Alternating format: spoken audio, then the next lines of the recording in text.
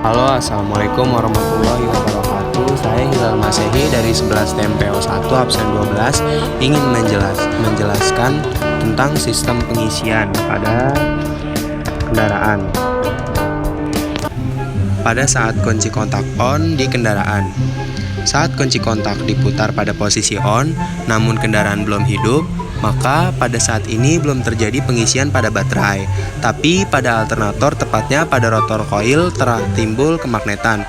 Cara kerjanya yaitu ketika kunci kontak diputar pada posisi on dan kendaraan belum hidup adalah arus baterai positif akan mengalir dari baterai menuju ke fusible link, menuju ke kunci kontak, menuju ke fuse, menuju ke lampu indikator pengisian, menuju ke terminal L, regulator, menuju ke kontak P0, menuju ke kontak P1, lalu ke massa.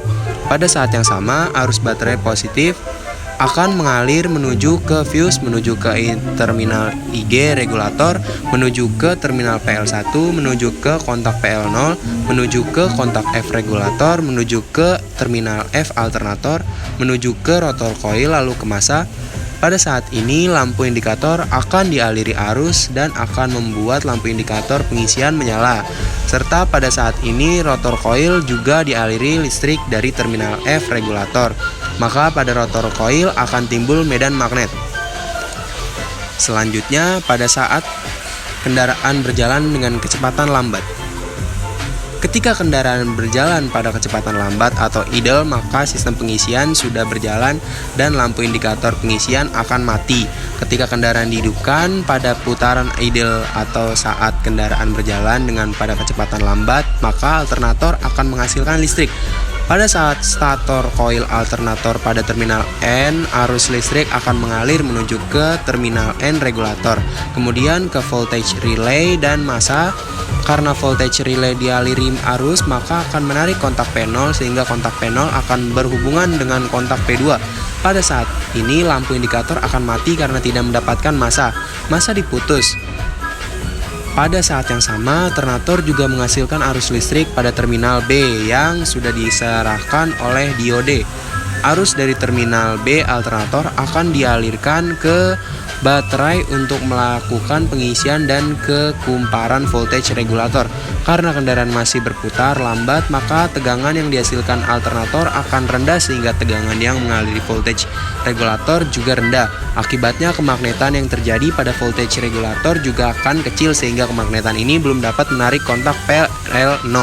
Karena kontak PL0 belum tertarik maka kontak PL0 masih berhubungan dengan kontak PL1. Pada saat yang sama, arus baterai yang menuju ke terminal IG regulator akan mengalir ke kontak PL1, kemudian ke kontak PL0, kemudian ke terminal F regulator, kemudian ke terminal F alternator, kemudian ke rotor coil, lalu ke massa. Pada saat ini kemagnetan yang terjadi pada rotor coil besar karena mendapatkan arus langsung dari baterai tanpa melewati hambatan. Oleh sebab itu, walaupun kendaraan pada kecepatan idle ataupun berjalan pada kecepatan lambat, tetap terjadi proses pengisian baterai. Kemudian pada saat kendaraan kecepatan sedang. Bila kendaraan berkecepatan bertambah menjadi kecepatan sedang, maka lampu indikator pengisian akan tetap mati dan besar arusnya listrik yang dihasilkan untuk pengisian baterai harus tetap stabil.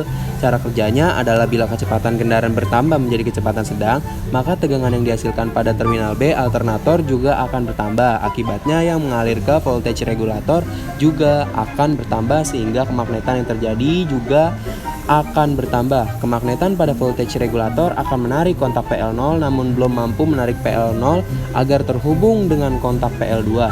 Dalam kurung keadaan PL0 mengambang.